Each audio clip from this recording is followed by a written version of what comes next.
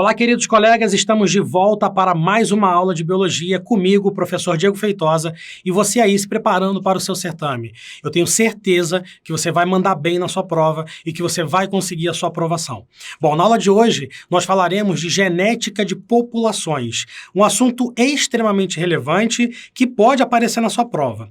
Bem verdade, esse assunto não costuma cair muito, mas caso caia, vai ser um diferencial de você, aluno do Estratégia. Seguinte, galera, vamos falar sobre esse assunto, vamos detalhar algumas situações, mas já adianto para você, esse assunto, ele é sempre tratado de forma teórica. Na prática das coisas, lá fora, no mundo real, em que os biólogos trabalham, esses cálculos que eu vou explicar para vocês agora, eles são usados apenas como modelo e ensaio teórico para que possamos entender a natureza. Sem mais delongas, vamos direto para a imagem de entrada, tá aqui, ó, genética de populações. É o nome do da nossa aula de hoje. E aqui a gente já tem uma amostra do que se trata. Bom, primeiro, a frequência e a variação de genes e alelos na população é o que vai determinar essa matéria, esse assunto que a gente vai falar agora, chamado de genética de populações. Bom, pode voltar aqui para mim. É importante que você conheça alguns conceitos ecológicos e evolucionais ou evolucionistas nesse momento para ficar fácil de você entender. Quando você tem uma população de indivíduos num determinado local, eu vou usar um exemplo, uma população de formigas num determinado local. Essa população, ela possui algumas características genéticas que são específicas dos animais que se encontram naquele local, das formigas que se encontram naquele local. Se essas formigas, elas sofrerem muitas mutações, se elas sofrerem muitas modificações por conta de agentes externos, ou se elas forem muito predadas, por exemplo, por pássaros que comem formigas, naturalmente, a frequência dos genes, a porcentagem dos genes que se encontram nessas formigas, ela será alterada ao longo do tempo. Então, observe que quando analisamos uma população até de formigas, nós sempre esperaremos que aconteça ao longo do tempo a mudança da frequência dos genes, porque as forças evolutivas, elas atuam em cima dessa população, modificando essa população. Isso é um conceito darwinista, ou até neodarwinista, melhor dizendo, que diz o seguinte: ao longo do tempo, uma população, quando sofre ação da seleção natural, ação da mutação, ação da migração, ação até da deriva gênica, que são todas essas forças evolutivas, a tendência é que os seres mais bem adaptados sejam selecionados e, no final, nós tenhamos uma alteração do pool gênico, do pool genético dessa população. Pool seria o total de genes e a qualidade dos genes que se encontram naquela população. Ou seja, nós esperamos sempre que uma população ela sofra a ação dessas forças evolutivas e logo essa população esteja evoluindo. Então, olha só, cheguei num conceito fundamental para a aula de hoje, num conceito fundamental para o seu entendimento com o pensamento biológico. Evoluir é mudar. Bonito isso, é filosófico até. Evoluir é mudar. Eu acho até que tem um slogan de uma grande marca que fala isso, de carro. Mas enfim, evoluir é mudar. Para a biologia principalmente. Se a população está sofrendo mutação não. Se ela está sofrendo mudança, é mais profundo que mutação. Mudança na frequência dos genes que se encontram ali, ela está evoluindo. Ué, Feitosa, mas essas mudanças não podem ser deletérias? Não podem ser danosas? Podem. E isso também é evolução. Entenda agora, a partir de agora, de uma vez por todas, que evoluir para a biologia não é necessariamente ficar melhor. Esquece isso. Evoluir para a biologia é sofrer modificações. É sofrer modificações genéticas nas populações, nos indivíduos também, mas eu estou falando de populações aqui nessa aula, que fazem com que essas populações se alterem ao longo do tempo. Já fomos indivíduos, do tipo Homo sapiens mesmo, que somos agora, com características bem diferentes do que nós temos hoje. Lá no começo da formação da nossa espécie, estamos sofrendo mutações e estamos evoluindo. Para melhor ou para pior, só o futuro dirá. Outras espécies que vieram antes da gente, inclusive do nosso gênero, do gênero Homo, o Homo ergaster, o Homo erectus, esses indivíduos sofreram mutações, sofreram mudanças, eles evoluíram, mas chegaram num ponto que não foram mais bem selecionados e foram eliminados do ambiente. Tanto que hoje só existe uma espécie do nosso gênero, que é a nossa espécie. A não ser que tenha um homem das cavernas escondido em algum lugar, eu não sei, um Homo de Neanderthalis aí da vida. De qualquer maneira, o que eu quero que você saiba é que se tem seleção natural, se tem mutação, se tem força evolutiva, é porque tem evolução acontecendo. Tudo bem? Bom, antes de eu continuar a história aqui, o Hard e o Weinberg são dois pesquisadores diferentes. Eles fizeram um ensaio teórico em que eles afirmam o seguinte, acompanha comigo que agora é o ponto-chave da aula. Se não houver nenhuma força evolutiva atuando sobre uma determinada população, ou seja, se não tiver mutação, se não tiver seleção natural, se não tiver migração, e aí é emigração e imigração, se não tiver deriva gênica, se não tiver nenhuma força evolutiva, e se essa população for muito grande, e se essa população for panítica, ou seja, cruza ao acaso, sem seleção sexual do tipo, eu quero aquele ali porque ele é bonitinho, eu quero aquela ali porque ela é cheirosinha.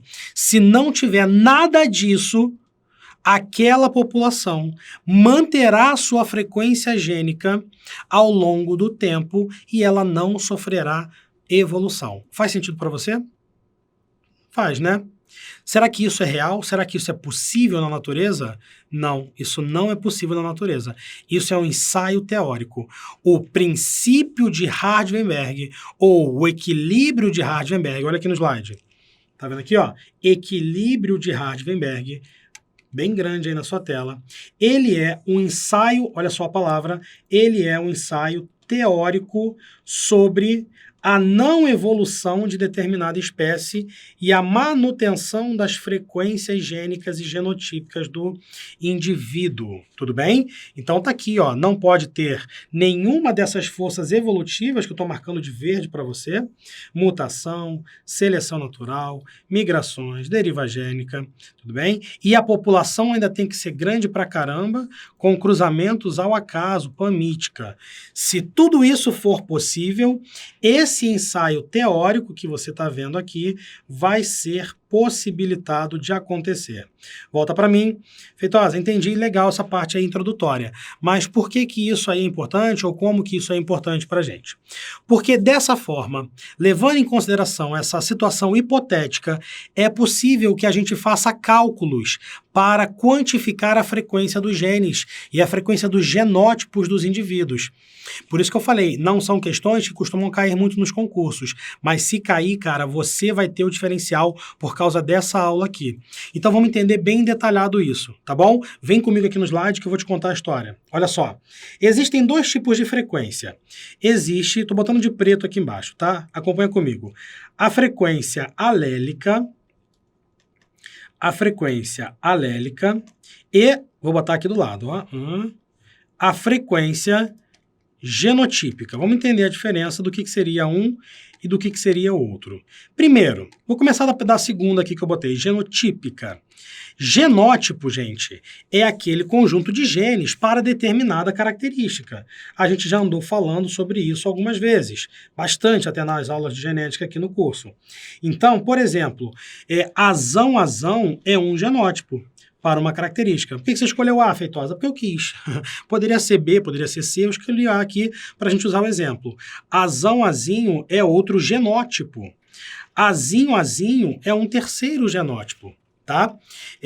Dá para a gente fazer cálculos da frequência desses genótipos usando o princípio de Hardy-Weinberg. A gente vai precisar usar algumas letras para representar esses genótipos. Mas eu quero deixar, por enquanto, só aqui escrito do lado que esses azinhos seriam genótipos. E, Feitosa, o que é frequência alélica? Frequência alélica é a frequência do alelo que forma esses genótipos. Seria a frequência, vou botar aqui, ó, a frequência do azão, ok? Ou a frequência do azinho, que formam aqueles genótipos que você viu ali do lado. Tranquilo? Então, deixa eu até botar o F de frequência aqui também, olha só. O F de frequência aqui, e aí eu vou separar com a minha divisória, show de bola aqui, ó, do ladinho, para que você veja tudo organizado aí na sua tela. Muito bem, então, gente, dá para calcular todas essas frequências que estão aí na sua tela agora através da ideia do princípio do Hardy-Weinberg. Pode voltar para mim, vamos entender aqui a teoria da coisa. Se não tiver tendo mutação, aquela história toda, blá, blá, blá, situação hipotética que eu contei, pensa comigo. A frequência que se encontra vai continuar lá. Então dá para eu chegar numa conclusão lógica, direta, de que se eu pegar todos os alelos azões da população e todos os alelos azinhos daquela população, e eu somar os dois, eu terei 100% dos alelos totais dos indivíduos que eles se encontram. E se não está acontecendo mudança nessa frequência, eu posso afirmar que essa fórmula que eu acabei de criar, somando um com o outro, é uma fórmula viável para se analisar vários outros fenômenos dentro dessa população. O que você acha? Quer ver? Olha aqui no slide comigo. Eu posso afirmar, estou fazendo de vermelho aqui do seu lado esquerdo, tá? Que P mais Q... O que é P, Feitosa? O P é o representante, é a letra representante do alelo azão. E o Q é a letra representante do alelo azinho. Então, se a frequência do alelo azão for chamada de P, se a frequência do alelo azinho for chamada de Q, é possível que eu chegue à conclusão de que P mais Q, no equilíbrio de Hardy-Weinberg, tem que dar 100%, ou seja, tem que dar 1. Então, eu acabei de chegar na primeira fórmula do equilíbrio de Hardy-Weinberg. P mais Q igual a 1. Tudo bem? Volta aqui para mim. Quando que você vai usar essa fórmula? Quando ele te der, por exemplo, a frequência de um dos alelos na população. Ele começa contando uma história dentro da sua prova, e aí, durante esse enunciado, ele fala, sabendo que a frequência do alelo recessivo ela é de 0,4, então é de 4%, né? Então, sabendo que a frequência é de 0,4, calcule lá a frequência do genótipo azão-azão. Aí você vai ter que fazer algumas relações para poder chegar nessa resolução final. Vamos ver como é que funciona a outra fórmula que a gente dá para tirar daqui. Vem cá. Sabendo que, então, a gente usa a letra P e a letra Q para essas duas frequências, a frequência do genótipo azão-azão aqui em cima, olha só, seria P vezes P, concorda comigo? Porque o cara ter azão-azão, para ele ter azão-azão, ele tem que ter um alelo e outro alelo. Olha a regra do E e a regra do OU. Ele tem que ter o P e o alelo P também. P vezes P. Isso daí vai dar P ao quadrado. Eita caramba, vem equação de segundo grau. Aqui embaixo, se eu for usar o Q, é Q vezes Q, para a gente ter a frequência genotípica. Então, vai ser Q ao quadrado. E aqui o azão-azinho. Gente, o azão-azinho, a gente pode ter duas formas, tá? Ou azão vezes o azinho, né? Ou, olha aí, ou o azinho vezes o azão. Tem que ser essas duas situações. Deixa eu apagar aqui, para você entender o que vai acontecer. Nós teremos, então, P vezes Q e também P vezes Q. Nós teremos duas vezes PQ. Então, dá para você chegar à conclusão que a frequência de todos os genótipos juntas, ela também tem que dar 1. Vou chegar na última fórmula, segunda e última fórmula do equilíbrio de Hardy-Weinberg, que seria P ao quadrado mais 2PQ mais Q ao quadrado tem que ser 100%. Estou botando o box aqui embaixo para chamar a sua atenção. Essa é a segunda fórmula que você pode usar para descobrir a frequência gênica ou genotípica e a frequência alélica em populações. Tudo bem? Muito bacana, volta para mim. Você só pode usar essas fórmulas se a questão falar que aquela população se encontra em equilíbrio de Hardy-Weinberg. Se a questão não falar que aquela população se encontra em equilíbrio de Harshvenberg, você não pode usar essas fórmulas. Você vai ter que fazer conta aí no seu dedo mesmo. Tipo, uma população de 200 formigas, que tem lá uma certa quantidade de alelos azinho. Calcule a frequência do genótipo azinho. Você vai ter que fazer as deduções até chegar na conclusão. Uma regra de 3 ajudaria você nesse caso. E aí você conseguiria dizer, se ela tem X azinhos, então isso significa tantos por cento da população. 100% seria, enfim, aí você vai chegar na conclusão final. Você só pode, repito, usar essa fórmula ou essas fórmulas se ele te disser claramente que a população se encontra em equilíbrio de Harshvenberg. Tudo bem? Queridos, vocês tiveram aula de genética, fechamos aqui agora o nosso bloco de genética. Espero que vocês tenham aproveitado bastante. Esse assunto precisa de muito exercício e se você tiver alguma dúvida, @dcfeitosa. Lá no meu Instagram sempre tem a possibilidade de você falar diretamente comigo ou @o Reis da Biologia. Olha aqui no slide rapidinho, a gente tem, né, os Instagrams meu e do professor Daniel Reis, que estamos aqui com vocês. Pode voltar no seu curso preparatório. Então, gente, fique com Deus, até a próxima, um grande abraço, tchau, tchau.